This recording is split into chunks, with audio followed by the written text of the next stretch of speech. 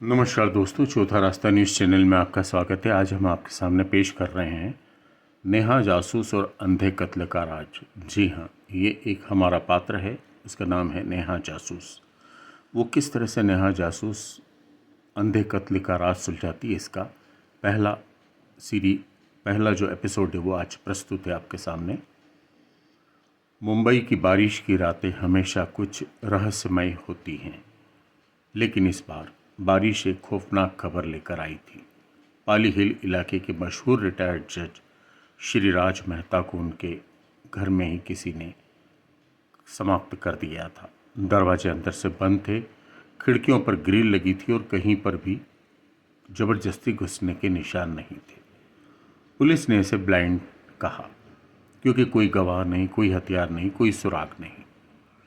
जब इंस्पेक्टर देशमुख ने इस मामले में हाथ खड़े कर दिए तो नेहा जासूस को बुलाया गया। नेहा एक तेज तर्रार निजी जासूस, जो अपने तर्क, अवलोकन और मनोवैज्ञानिक विश्लेषण से मामला सुलझाने के लिए जानी जाती है, तुरंत मौके पर पहुंच गई। नेहा ने सबसे पहले कमरे का निरीक्षण किया।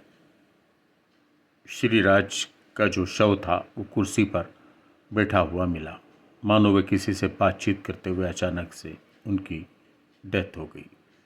शरीर पर चोट का कोई निशान नहीं था, न खून, न हाथापाई का कोई प्रमाण। टीवी चल रहा था, वॉल्यूम कम था, एक मग मेज पर पड़ा था जिसमें आधी चाय बाकी थी। नेहा ने पूछा, पोस्टमार्टम रिपोर्ट क्या कहती है? देशमुख बोले, कार्डियक अरेस्ट। लेकिन ये अचानक हुआ कैसे? कोई समझ नहीं पा रहा था। मौत में संदेह है, क्योंकि वो पूरी तरह से स्वस्थ थे।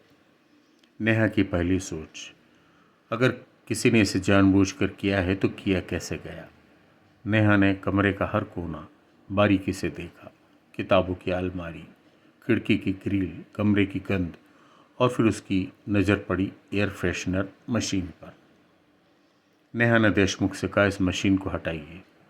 जैसे ही मशीन खोली गई, उसमें से एक छोटी सी वायल निकली जिसमें एक अज्ञात रसायन था। नेहा की थ्योरी, क्या जहरीले गैस का उपयोग हुआ था? नेहा ने एक फॉरेंसिक टीम को बुलवाया और गैस के सैंपल्स जांच के लिए भेजे। रिपोर्ट आई, वायल में हाइड्रोजन नाम का एक तीव्र जहरीला गैस था, जो सांस के जरिए शरीर में जाकर 2 मिनट में व्यक्ति की जान ले सकता है। लेकिन सवाल था, मशीन में डाला किसने? संदेह की सुई। जी हाँ, संदेह की सुई किसके ऊपर? घर में केवल 3 लोग रहते थे, श्री राज, उनकी हाउस हेल्प राधा और ड्राइवर सुरेश, जो रात के समय वहीं रुकता था। दोनों ने दावा किया कि वे जज साहब की मौत के समय घर के दूसरे हिस्से में थे।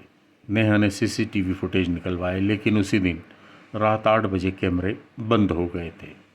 किसी ने जानबूझकर कैमरे बंद किए, नेहा ने कहा।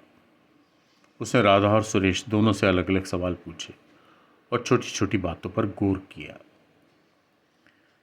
नेहा को सुरेश के जवाब में झूठ की बू आई।